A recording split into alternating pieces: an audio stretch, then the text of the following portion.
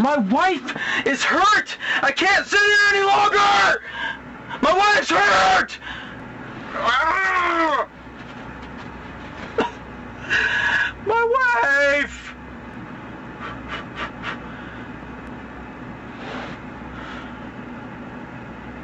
I need my mom. I need my dad. Oh God. I haven't hurt anybody.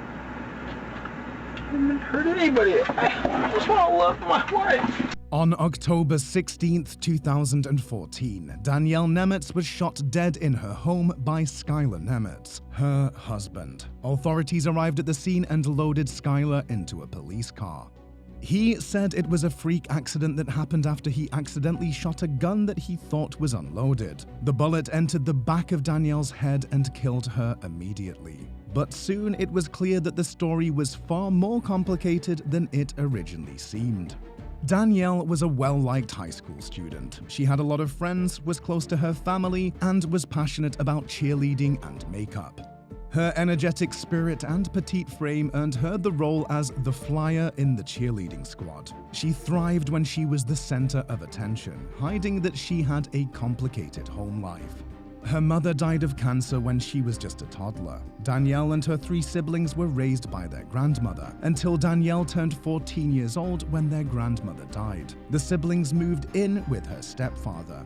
Danielle loved boys. She was a romantic, believing that every guy she dated would be her husband one day. Often she would get close to her boyfriends' families, who gave her the stability that she craved in her own home life. Danielle and Skylar met on Facebook when she was still a junior in high school and Skylar was a recent graduate. He planned on joining the army and soon fell deeply in love with Danielle. She had a close bond with Skylar's mother and moved into their house only a month after dating. His mother felt sorry for her and wanted to look after her, giving her the home that she'd always wanted. 3 months into the relationship, Skylar proposed. Her cheer coach, Erin Mikolai, worried that she was moving too quickly. She tried to tell her to slow down, but Danielle knew in her heart what she wanted. The couple married at the courthouse 5 months after their first date. It was a 10-minute wedding and he wore his uniform for the occasion. She dropped out of high school and consumed herself in being Skylar's wife, a role that she was excited to fill. They lived in Lakewood, Washington, where Skylar was stationed. Danielle wanted to start her new life and have her own family. The adults in her life feared that she was putting too much pressure on a relationship that was less than 6 months old. Skylar never seemed interested in getting to know the people in her life. If he was around them, then he wouldn't try to engage them in conversation and quickly moved her away from those around her. While she tried to hide it, there was something unsettling about the marriage. Skylar broke her phone in a fit of anger, but she immediately forgave him and he brought her a new phone to replace it. She would act weird, cleaning the entire house before he came home after work, as though she was obligated to make everything perfect for him. Skylar was an infantry soldier, and so the couple was forced to spend time apart. Danielle enrolled in a local high school to finish her senior year and got a puppy. Despite outsiders' concerns about the relationship, generally they seemed like a loving couple, and Skylar clearly adored his wife. One of the things that the couple had in common was that they loved guns and were raised around them. They had an extensive collection that they kept in their apartment. How many firearms do you have total in that house? Just go there real quick. They're not all mine. Well, how many? I'm just curious as to how many you have there. Even if they're not yours, how many firearms are in the apartment? 14. 14. Okay. How many rifles? 6. 6 rifles. So then most of them hunting rifles. 6 rifles. Okay. And so the rest are handguns. 8 handguns. No, there's 6 rifles, and then there's 3 shotguns. 3 shotguns. Okay. And then there's 6 handguns. 6 handguns. The day of Danielle's murder was supposed to be a happy one. Skylar had been away for 3 weeks at battlefield training and she couldn't wait for him to come home. She waited for him at the army base and the two went back to their 2-bedroom apartment. They ordered a pizza and Skylar had a few drinks. I just had dinner with her. We were relaxing. She's watching TV. She went to go to the room, make phone calls for work. Last thing I told her, what did I tell her? I think I told her you're cute. I think I said you're cute. You're really cute. And before dinner, I told her I loved her. After, right before that happened, I said you're very cute. You're a very cute girl. She FaceTimed a friend, sitting at her computer desk while Skylar was in the background on the sofa. Although she was ecstatic to be with her husband, jumping into his lap on the call to celebrate his return, 12 minutes later, she was dead. A neighbor called 911 after the sound of a gunshot. Skylar had killed Danielle and didn't try to hide it. When police arrived at the scene, they quickly arrested him. Please don't go anywhere unless one of us comes and gets you or tells you good to go. That way we know exactly where you're at, because we're going to need to come get all your information and talk to you. You're probably going to talk to a couple of different officers and detectives. I appreciate you calling and coming forward. Just please be as patient as you can. So, okay? Awesome. Thank you. I appreciate it. He claimed that it was an accident. The couple were in their second bedroom, which was also Danielle's home office, as she regularly worked from the apartment. She wanted to get some work done while he cleaned her AR-15 rifle that he bought her for her birthday. It was supposed to keep her safe while he was away. I had a DPMS AR-15 that I bought last year for her birthday. Mm-hmm. It was just me and her. I bought her that for her birthday. Anyways, I left it unloaded. This is where I was so confused, is I left it unloaded with a magazine away from it in the closet because she doesn't know how to use the safe and all that. So I left that in the closet and I told her, you only touch this if you need it, and when I get home I'll put it away because I'm home. Sitting on the bed across from her, he picked up the rifle and accidentally shot her in the back of the head.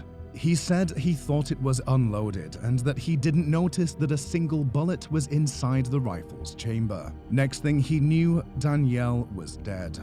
So, anyways, I got home. I didn't even think about any of that. I was just relaxing, and finally she went to work on computer and talked to employees and whatnot, and I just thought to myself, oh, well, I'm home, I'm just I'll go unload the rifle and I'll put it away because she doesn't need it anymore. So there's the front doors right here, and you kind of walk around, and there's a spare bedroom in our bedroom that me and her sleep in this bed with. Anyway, she was in the spare bedroom that we use for when I do stuff on the computer for work, or she calls employees, she goes in there because we have a computer and it's silent. She was in there, and I left the rifle in there because the safe is in that same room. It's Cabela's safe. Mm-hmm. I'm just trying to get it as accurate as possible. Sure. Okay. So I went into the room and I was behind her when she was on the computer. Right before anything happened, I was just like watching. I looked over her shoulder and I was looking what she was doing on the computer, and I was like, you're really cute. Or whatever. I told her, you're being really cute right now because I just think it's cute when she works and stuff like that. And so I took the rifle and I took the magazine out. And I don't know what the fuck happened. Like, I didn't charge it. I didn't pull the trigger or anything. I hit the safety. I turned the safety from safe to semi because I was about to charge it to make sure it was clear. Even though when I gave it to her, I knew it wasn't around. So here, I think that maybe when I was gone, she might have put a round in the chamber, maybe, not knowing what she was doing. And so I don't know what the fuck. I did not pull the trigger, and the magazine was not on the weapon. I put the weapon on fire. It was on fire, so it had the probability of firing the weapon. And I don't know how the fuck it went off, but it went off. But he didn't have a single drop of her blood on him, which revealed that he didn't run to her. He was more concerned with getting rid of the alcohol in the house and the magazine. How long did it actually take for you to run over there? What do you mean? Did you try first aid? Did you try CPR on her? I saw it go off. You said you went over there and held her, but that was after. It went off, and my ears were ringing, and I didn't even hear. I didn't think of it. My ears were ringing. I looked up, and I saw what happened, and I turned, and I just white. I didn't know what the fuck just happened. I turned around and I went in my bedroom and I saw the weapon and I just threw it into the fucking closet.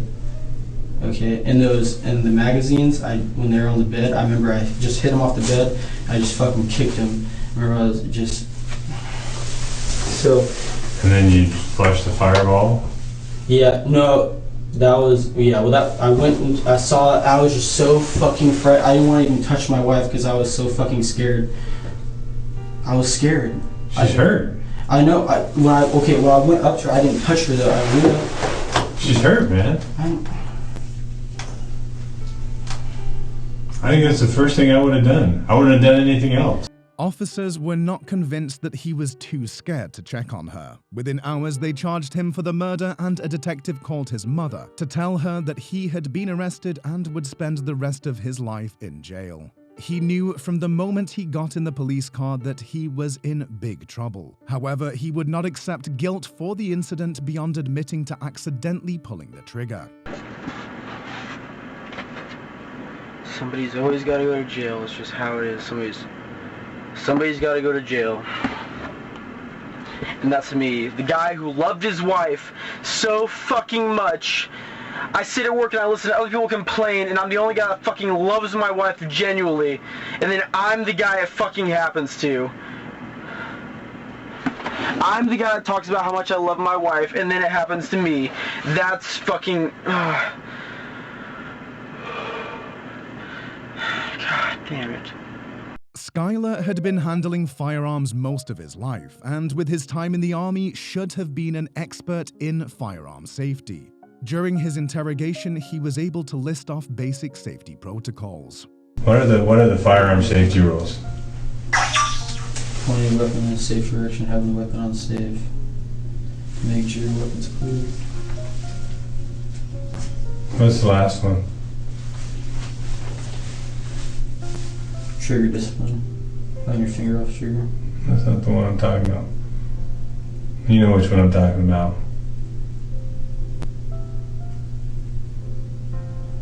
Always treat a weapon like it's loaded. Always treat a weapon like it's loaded. Although investigators knew that Skyler killed Danielle, they didn't understand why. He touted himself as a loving husband that would never do anything to hurt her, but there was evidence that he was extremely jealous. Some of the texts that he would send her would be threatening, including him getting mad at her for spending money and accusing her of cheating on him. The prosecution believed that her relationship with a co-worker was what sent Skyler over the edge. They found a receipt in the house for roses that Danielle apparently bought for a male co-worker's wife who was having a difficult time. However, investigators thought it was strange that she would have such a close relationship to the co-worker. A co-worker, a male co-worker, his wife is stressed out, so she sends her or brings her flowers. Yeah, that's what I got from it. That's what she told me. So she's got to be having pretty intimate conversations with this guy to know that about his personal life. Because there's not a lot of people I'm not going to share my personal life with a lot of people, But for a woman and a guy to sit down and talk and find out that his wife's stressed out. I mean, she's nice like that too. Though. Yeah, that's sharing some pretty intimate details, don't you think? Skyler was charged with first-degree murder. The prosecution painted the picture of a jealous husband who had just gotten back from military training to learn that his wife had grown close to a male colleague and might even be cheating on him. His training and experience with firearms made it implausible that he would make such a big mistake when handling the rifle. Instead, they alleged that he held the gun to the back of her head and shot her, execution style. There was no reason for him to hold the rifle at the angle he did, and he would have had to have orientated the weapon to shoot her at the position that he did. It was likely that he came home and was furious with her, but due to his military training, he was unable to conceal that rage for most of the night. Then, when he had the opportunity, he killed her. It's not an accident. You're right, it was not an accident. You did this intentionally. Because if this was an accident, if you had accidentally shot your wife, you would have dropped the weapon right there, went over there and started rendering CPA or first aid because you felt horrible. This was an act of rage. You were mad for some reason, and you shot her. No, I'm mad at my wife. And then you went and tried to hide everything. To include fucking alcohol and kick magazines underneath the bed, throw the gun in the closet like it didn't fucking happen. Oh shit, it didn't happen, all gone. Hands clean. While the prosecution asked for a verdict of first-degree murder, the jury was unable to unanimously agree on those charges. They found him guilty of first-degree manslaughter instead, as he was criminally reckless in the way that he handled the weapons.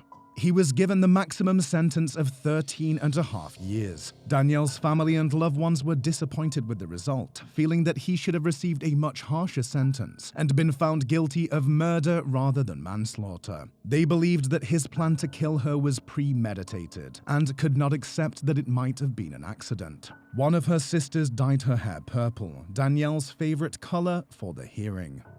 Skyler began his sentence in March 2016, almost 2 years after Danielle died. He will be eligible for time off for good behavior, but not until serving 5 years of his sentence that were added due to him using a gun.